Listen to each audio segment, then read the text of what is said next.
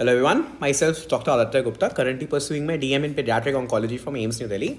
In this video, I wanted to make this video since the Neet PG results are out and you would be like, scrambling up, kya kare, ab kya na kare, what should we do, what branch should we take, what branch should we not take, should we appear again, should we not appear again, and there will be a lot of confusion. I wanted to make this video for the mid-rank and probably people who did not probably get their desired ranks.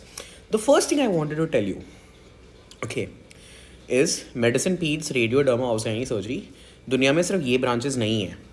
Okay, these are not the only branches in the world. Okay, the reason I'm saying this is because anytime a person does not get a top 1000 or top 2000 ranks, they think that they will not be probably able to get these branches in a desired government medical college, and they think that's the end of the world. Let me be very clear about this. These are not the only branches in the world.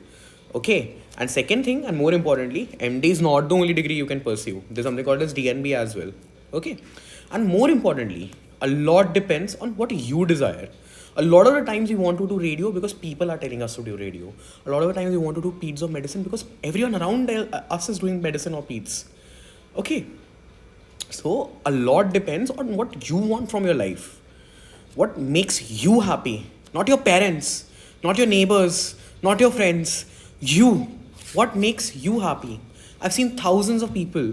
Okay, not thousands is a bit of an exaggeration, but I met a lot of people who said that they liked psychiatry as a branch. It excited them, but they ended up taking medicine or peds. Why? Because their parents said them and they got a good rank. Because people said कि psychiatry as a branch is like, what's the future of psychiatry as a branch, to paglo ka doctor ban jayega and things like that. I know a lot of people who wanted anesthesia. They wanted it for the work-life balance and the future possibility of doing critical care medicine. But then again, got a good rank, and then everyone was like, nahi, I want medicine karo ya peds karo.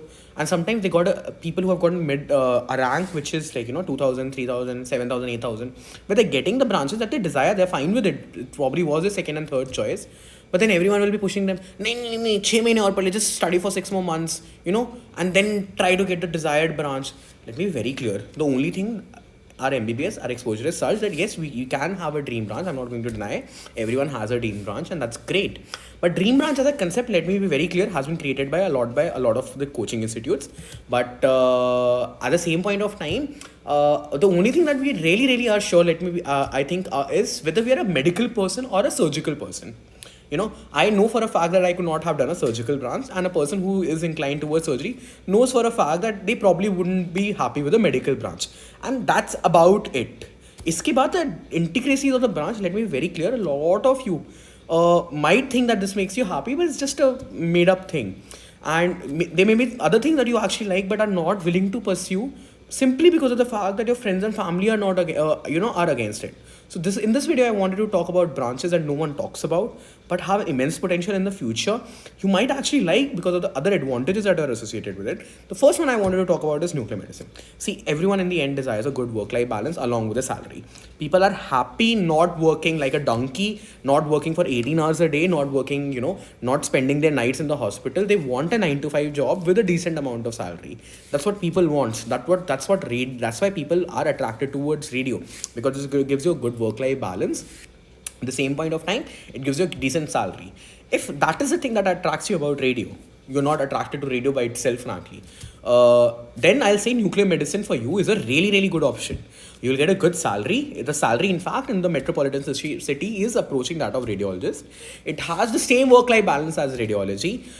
All the government centers sooner or later are going to have a PET scan, PET machine. So if your further inclination is towards actually doing a central government job or something on those lines, nuclear medicine is an amazing option to take. And even if, let's say, a radiologist, let's say he wants to get into something clinical, wants to actually do something for the patient, they end up doing things like interventional radiology. The same option is available for a person who's in nuclear medicine. They can do something called as DMN, therapeutic nuclear medicine, where you treat cancers with, these, especially cancers like thyroid cancers. And I have made a video earlier about this back when I was not as famous as I am right now. But you can check out that video. I'll give the link in the description. Why nuclear medicine is a good branch, especially people who want life like radio, probably did not get a good enough branch rank like radio, are not in a mood to study. Nuclear medicine is a really good option for them. The second option I want to discuss is radiotherapy.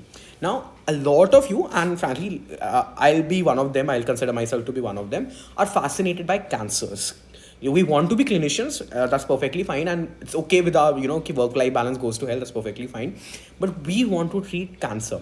because it so happens that sometimes a life event or whatever, when we desire to become doctors in 5th standard or 6th standard, a lot of had this thing that we will cure cancer or we'll try to beat cancer and things like that. So a lot of us are motivated by treating cancer. So treating cancer basically either means being a pediatric oncologist, a surgical oncologist, a medical oncologist. And the other option that is available to you right now is doing radiotherapy. Now I understand that the indications of radiotherapy day by day are decreasing. Having said that, by itself still radiotherapy just after MD is a branch. There's no need to do DM. It still has a very good work-life balance. The salary is decent. And at the same point of time, it still offers you the chance to do a DM in medical oncology. That might go away. The criteria keeps on changing, so I won't bet on that. But having said that, by itself, radiotherapy is also an amazing branch, especially if you get to do it from a good government center. Other options, I wanted to talk about the second profit options. People who think that, because they are just paraclinical, think about it this way. If all you want is actually a good work-life balance and you don't want to sacrifice your life for your, doing, clerical work in the post-graduation, Path and Pharma both are amazing options.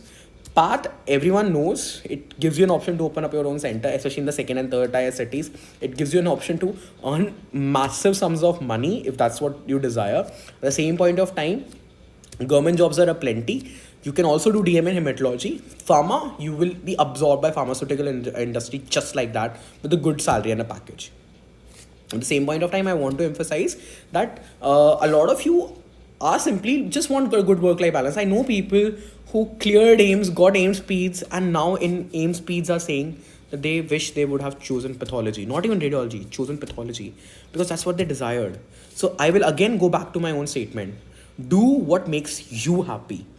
Let's say you've got a 10,000 rank and you wanted pathology, you actually liked pathology, but now with the 10,000 and everyone is, and you are someone who realized that you are not someone who's into a surgical branch. But people will force you कि ophtha कर ले, ENT कर ले, because you will get these branches, surgery कर ले, okay, or because these are clinical branches, doctor बनेंगे. Remember, it's your life. It's not your parents' life. It's not your friend's life. It's not your neighbor's life. It's your life. So if you desire to do pathology, great, do it. It still has a lot of options. It's not at all. It's slightly saturated, but only in tier 1 cities, not in tier 2 and tier 2, 3 cities. Ophthalmology, again an amazing branch, especially if you're someone who thinks मेरे को surgical skills चाहिए थे. A lot of us don't have exposure of ophthalmology as much as you want. I won't deny ophthalmology is a bit saturated as of now, especially in the tier 1 cities.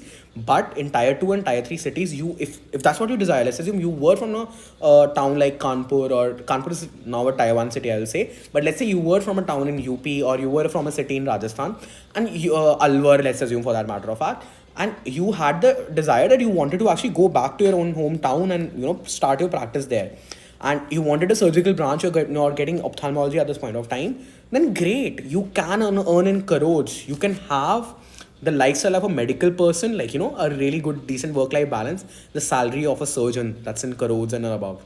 Made a video of ophthalmology also with one of my seniors who's from Bikaner, and definitely consider it as an option. Another thing that I want to emphasize upon, especially as far as DNB is concerned, DNB in good government medical centers and good private centers for medical branches, radio, peds, medicine, are equivalent and sometimes even better than MD.